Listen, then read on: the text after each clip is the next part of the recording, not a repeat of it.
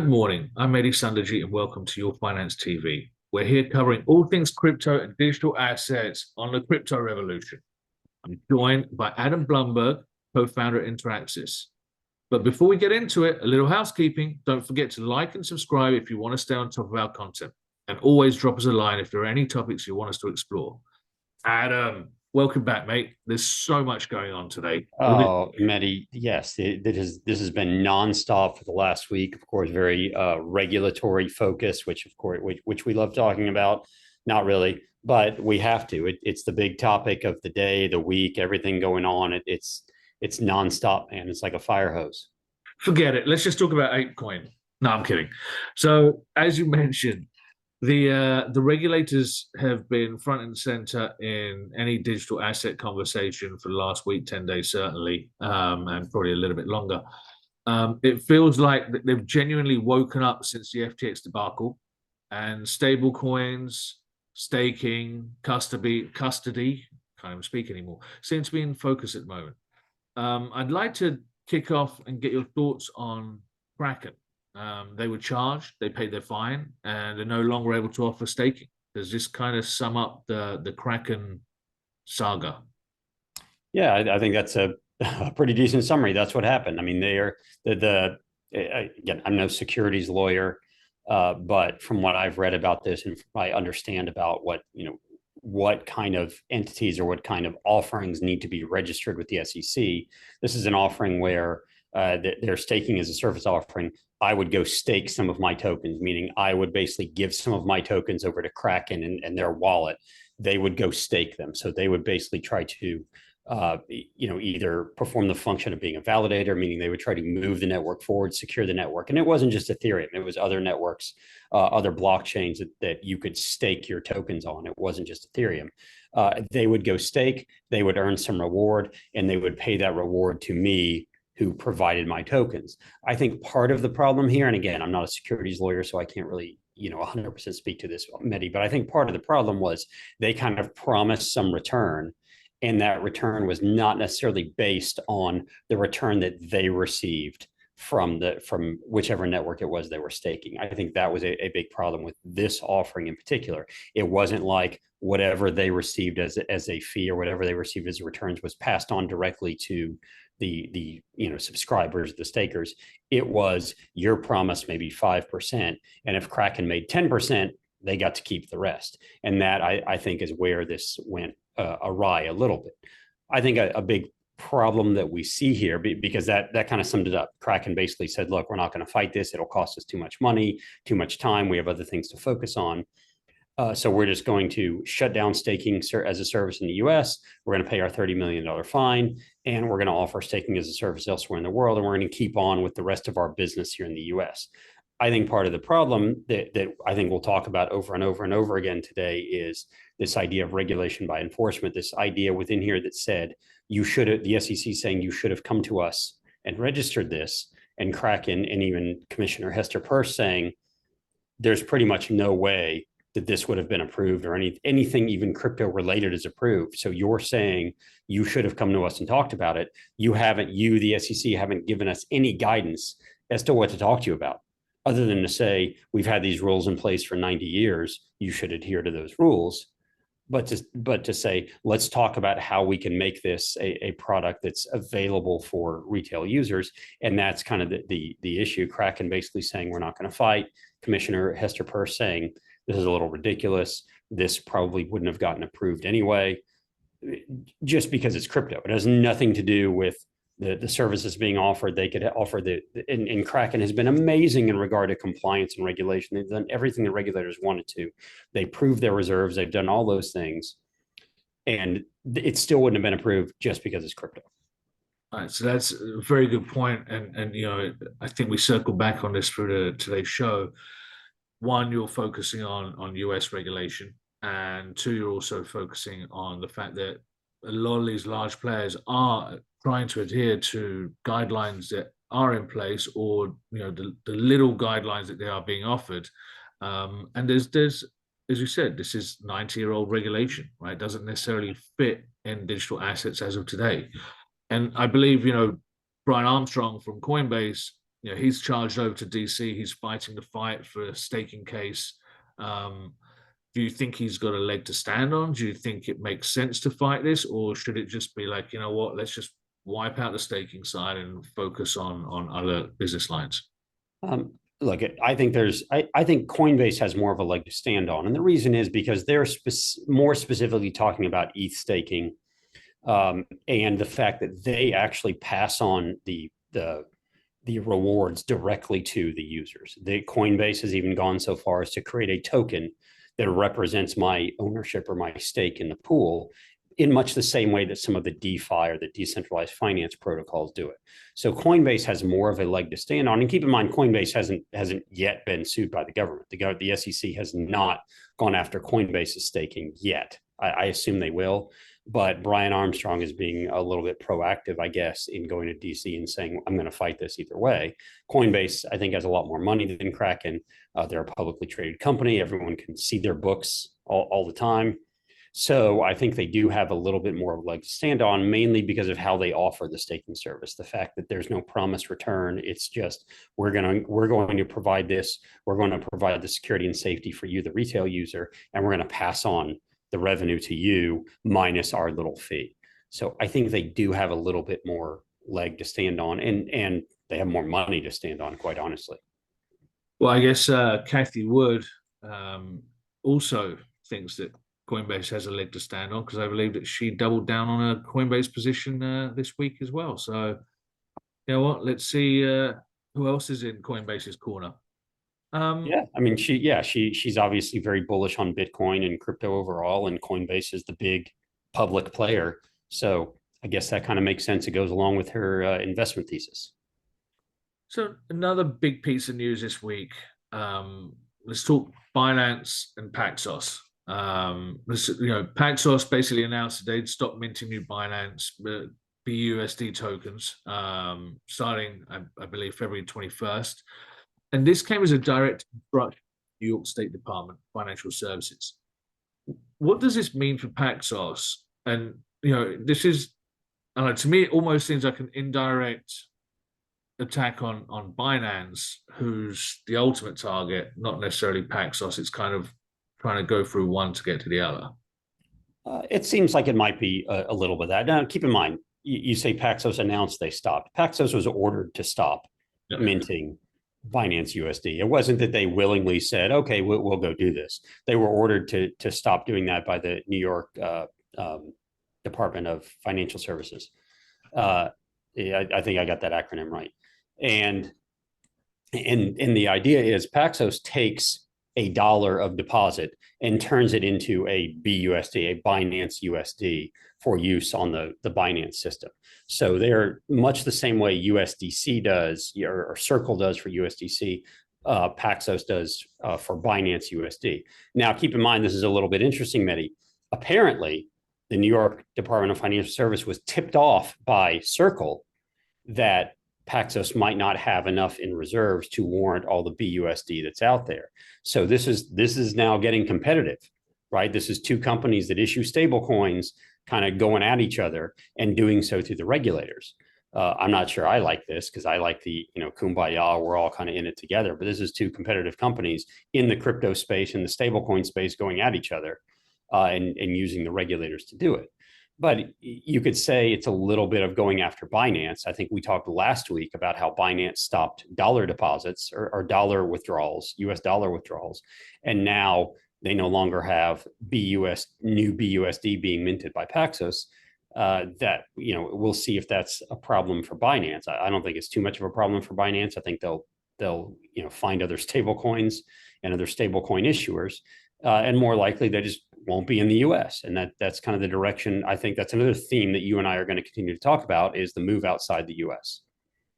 And just on that, you and I have discussed offline some nuances around the administration potentially looking at ways of, rather than trying to control the players, you control the rails of conversion from digital assets to traditional fiat to actually utilize in your everyday life. At the end of the day, if we can't convert our digital assets into usable money at times, that's a problem, and that's going to have a massive impact on the digital asset industry.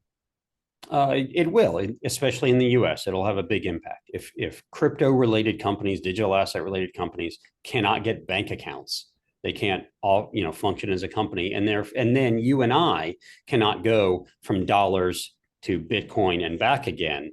That makes it really difficult for us to invest. That makes it really difficult for anyone to invest, and more than that, Mehdi, it makes it difficult to actually use the system when I can't go from my fiat currency that I'm used to using into the digital asset so that I can use it anywhere in the world. And it's kind of it seems to be the goal of the United States government at this point to cut that off, right? To make it extremely difficult for any crypto operators, crypto businesses, even if they're doing so incredibly legitimately, even if they're trying to follow all the rules and regulations they can. There seem to be more rules and regulations being sprung upon them without their knowledge. And all of a sudden, I mean, I've heard of several companies that have just been debanked, right? Their bank just says, we're closing your account. It's not worth our risk. It's not worth having the Fed come down on us because we bank a crypto company. Now, the I don't know, interesting aside to that is that's kind of the point of the crypto system, right? Is to not need banks anymore. So in an odd way, it goes exactly towards what the crypto system is supposed to be, which is we don't need you stinking banks. However, at this time, you and I kind of need fiat currency to pay our bills, right? We need to pay our people. Until we get to that point where we can use this decentralized system for everything, we kind of need the banks, and cutting the banks off or cutting the crypto companies off from the banking system makes it really difficult to build business here in the US. It's US isn't screaming crypto friendly at all at this point. Exactly. And let me tell you, Mehdi, I sent some of the articles and some of the issues to a friend of mine who's in Europe, who's a partner at a law firm in Europe, and who teaches crypto courses there. And I said, is anything like this going on in Europe? Are you seeing or are you hearing about it? And he said, absolutely not. In Europe, we're actually more amenable to crypto companies having bank accounts and having fiat on and off ramps. So this is real. The US taking it really far. We'll see what this means for the bigger picture. Just to close the loop on the Binance story, Binance, obviously, with Paxos, there's an impact on the stablecoin side on BUSD. And we've also discussed Tether in the past as well, but more in a negative light. But is Tether actually a beneficiary of this? Oh, definitely is, because Tether is a stable coin that is used. It's huge on the Binance system, right? Binance would prefer that you use Binance USD. They have a lot more control over it, but Tether's I think now has like 50% of the stablecoin market worldwide, and a big part of that is Binance, quite honestly. So yes, Tether is a huge beneficiary of Paxos no longer being able to issue BUSD. And keep in mind, something to go back to, and I know we're supposed to be wrapping this part of it up, but Paxos has claimed that they're going to fight this as well. So just like Coinbase is going to fight, Paxos has claimed that they're going to fight this because they don't think this is a valid suit by the SEC. And it'll be interesting if Paxos and Coinbase are able to fight and win. That can potentially set the precedent. So far, the SEC is pretty close to undefeated in these kind of suits. And if someone can fight them and actually win, and go to court, get the judges to side with a Paxos or side with a Coinbase, that is huge for the crypto industry. So it's great to see that someone's actually fighting this, kind of like Ripple has done in the past. And if they can win, they can knock the SEC down a few pegs. It does become hard when you're trying to fight the person that's ultimately writing a lot of the rule book as well. Exactly. The person who's writing it, but not supposed to be writing it, it's supposed to be enforcing it. Exactly. So let's, we'll obviously all be keeping a very close eye on that. We've touched on it a couple of times today. The theme is definitely US-centric regulations. There have been a couple of players that have come out and foreign countries that have said, who seem to be leaning into the world of crypto. Japan, they wanted to, be front foot forward on the tech world of digital assets. What are they doing to try and establish themselves in this position? Okay, this is really interesting. So if you remember, Mehdi, and you and I are both old enough to remember when Japan was like the center of the financial and tech universe, right? This is late 80s, early 90s. Everything was Japan. It was robots and cars and manufacturing equipment. Sony, Nintendo, they were just crushing the world, taking everything over. Well, obviously Nintendo. So at my age at that point, yes, it was all about Nintendo and computers, but they were taking the world over. And then it seems like Japan took their lead and got a little soft, right? They said, no, we don't want to invest anymore. We need everyone to save money. Let's put it in a savings. Let's have everyone save money. And what has happened? In the last 20 years, Japan has been relatively irrelevant from a financial and economic standpoint in the world, right? That you haven't heard of a lot coming out of Japan in terms of innovation anymore, short of, a few robots here and there. And so what they're doing is they're saying, how are we going to jump back into the tech scene? And they hired a whole team, or they got together a team of people to help them. And among them, interestingly, there were some science fiction writers, because who better to help predict the future than science fiction writers? And if you look at the history, they get it right more often than anybody else does. I don't want to say right more often than not, but right more often than anybody else does. And some of these science fiction writers said, look, this structure called a DAO, this might be really important. We might be able to use blockchain technology to help us get back on top. And so the heads of the government there have said, look, this is something we're going to look into. We're going to look into these DAO structures, this structure where we give people some sort of token. And it doesn't have to be a cryptocurrency that has value, but some way that they can vote on things. Because in Japan, they have these, small communities and villages that are kind of disconnected from the rest of the government. They say, look, if we can give them the ability to help run themselves and roll up into our larger government, maybe that helps us, and maybe that helps catapult us back to where we want to be in the tech scene, and back to where they want to be in the world economy. So they're thinking ahead and going, how can we adopt this technology, not get it out of our system, kind of like the US has been doing, but how can we actually utilize it to make our country better? And it's interesting that I don't want to say they are adapted, like Japan isn't going to be a DAO or anything, but they're actually investigating what that looks like, which I think is incredibly interesting. That's great. I love hearing about the fact that they're putting their arms around it and embracing it rather than trying to kick it to the curb. Exactly. And another one, and we touched on Saudi Arabia last week, that was investing in the sandbox, maybe, as you mentioned, purely because it's got sand in the name, but we don't know.